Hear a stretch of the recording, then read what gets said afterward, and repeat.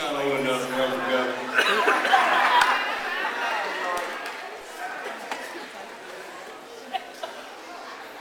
One of the criticisms that we often hear about government is that government doesn't listen to the people. Government doesn't respond to the actual problems that exist in the real life situations of our people. This is an example of where that's wrong. This is an example of government actually listening to and responding to what the people had to say. Whether it was parents or students or teachers or counselors, whether it was legislators or other people involved in caring about education, what we celebrate today is a reflection of being responsive to a problem that existed. A number of months back, a couple of years back, it was pointed out that a lot of scholarship money was being left on the table. It was pointed out that a lot of people who otherwise might have an opportunity for higher education couldn't get financial aid and didn't know how to access the system, and the system was so cumbersome and so complicated that it almost defied logic. It was the result of a lot of years of people trying to do right, trying to do good things, creating opportunities. But in the course of those several decades, they put together a scholarship program and loan program and need-based program after program. And there became a hodgepodge, if you will, of opportunities. It was never an attempt to try to coordinate all those various and disparate types of financial aid programs. And while it was a good purpose to try to provide more options and more opportunities, it had the unintended consequence of creating mass confusion and complexities that were hard for even the sophisticated folks to be able to navigate, much less a single mom out there trying to help her child, or a student trying to manage in his or her own way. Heck, we had counselors that were bright and smart and knowledgeable who pulled their hair out over trying to navigate that system. In response to that, government said, we're going to fix it. We're going to let the people who get the money as a job to try to help folks get financial aid to do the hard work. We're going to get one simple application that people can fill out with their own personal information, and using that, let the experts in the state match that information to every conceivable grant opportunity that would be available for that student. Let's relieve the counselors of some of their work because they're overworked now. We've asked them to be everything in the world. We're going to relieve some of the responsibilities from the teachers because they got more than they can say grace over right now and just trying to teach in the classroom. We're going to try to relieve some of that responsibility from parents who, in many instances, even have to work 2 jobs just to put enough bread on the table to support their families. We're going to let the folks who are charged with the responsibility of operating state scholarship programs to do the hard work and let the easy work be done by folks just making an application with their own personal information. A lot of people deserve a lot of credit for this, and you've heard a number of examples of who they are. At the outset, I want to thank Dr. Purcell. Dr. Purcell and his staff at the Department of Higher Education have worked countless hours and have actually risen to the charge and provided a very basic and simple, as far as the user is concerned, but effective way to be able to access the myriad financial aid opportunities that may be out there.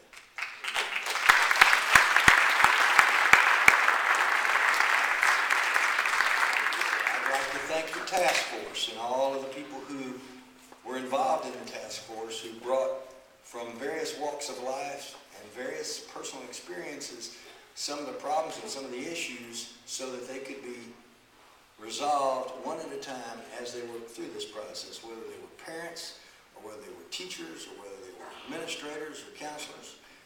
And I certainly want to give a special shout out to the members of the General Assembly, the people in the House and the Senate who, through their leadership and through their initiative and through coordinating all these efforts, were able to structure the solutions that we celebrate here today.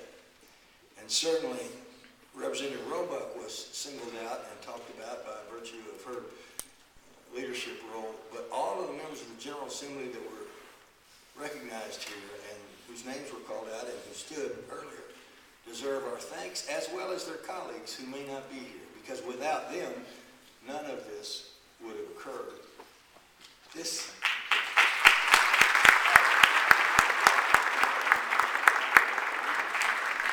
is a further example also of different state agencies pooling their talents and working together for the benefit of all. Dr. Kimbrell and the folks at the Department of Education working with Dr. Purcell and the folks at Higher Education, exchanging information and ideas and working in such a fashion that they didn't care who got the credit for it, as long as the beneficiary was a student and that student's family. Dr. Kimbrell mentioned that the two biggest obstacles that we have been able to identify, although there are probably several others that are not quite as impacting, but the two biggest obstacles to Arkansas not being able to crack that one statistical barrier that we still have not been able to crack, and that's the number of baccalaureate degrees per capita that we have in our state.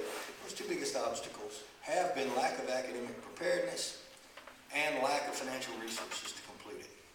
Arkansas is about in the middle of the pack of this country in the college going rate per capita, but we are 49th in the number of baccalaureate degrees per capita. It's the only statistic we haven't just destroyed in the last couple of 3 or 4 years. We've passed states left and right and climbed virtually every positive statistical category in education you can imagine, whether it's test scores or offerings or difficult criteria or curriculum requirements, funding per student. All of those categories we just keep making wonderful progress in, and we are either in the middle of the pack or sometimes in the top 10 in the country now versus where we were just a few years ago. But the one area we're still at the bottom is the baccalaureate degrees, the number we have. But we're solving the academic part of the problem through a lot of factors, including pre-K, which will take a while to manifest itself in terms of the outcome. After school and summer programs designed to try to help those currently in that pipeline. Increased curricular requirements, increased aid and assistance to be able to provide more hands-on teaching and time on task. And so the academic aspect of that is being attacked in a number of different ways, all designed to improve the quality of the output and preparedness of our people when they get out of high school so that they have a better chance to be successful once they get to college. The other part, the financial part, is being helped and assisted with a lottery scholarship, which will provide millions of additional dollars available for our students for additional financial aid and help. But, as has been pointed out, we've got over 20 aid and scholarship programs in Arkansas right now. That's even before you start adding all this lottery stuff. And what good does $50 or $100 or $150 million a year do a student or their family if they don't know how to get to it? What good is it if they don't know how to easily and freely access it in a way that allows them to take advantage of the opportunities that exist out there? We were just talking earlier, and a lot of people think, or their first impression is, this is just a new tool because of the lottery scholarship. It's not. It's a new tool for all scholarships, and not just scholarships. Financial aid, grants, low-income student grants, regardless of what your scholarship might be. All of the various programs that exist out there, from governor's distinguished scholarships to financial aid to everything else that's available from the state, can be accessed and provided by just answering these questions. That's what this is. This is a revolution in a government, in a state, saying, we work for you, students. We work for you, families. You are the boss. We hear what you had to say about what's wrong with this system, And we're going to make it easier on you so you can build your life and build our state into what she needs to be. This is a celebration of so many people with so many good ideas actually listening to the people of the state of Arkansas and to the families who needed the help the most. And as a result of this, that last statistical category that I mentioned that we have not been able to crack yet, we will crack. We will change those numbers. And the people in this room, together with some who couldn't be here, deserve our everlasting thanks for committing themselves and their professional credentials to providing the opportunities that we celebrate.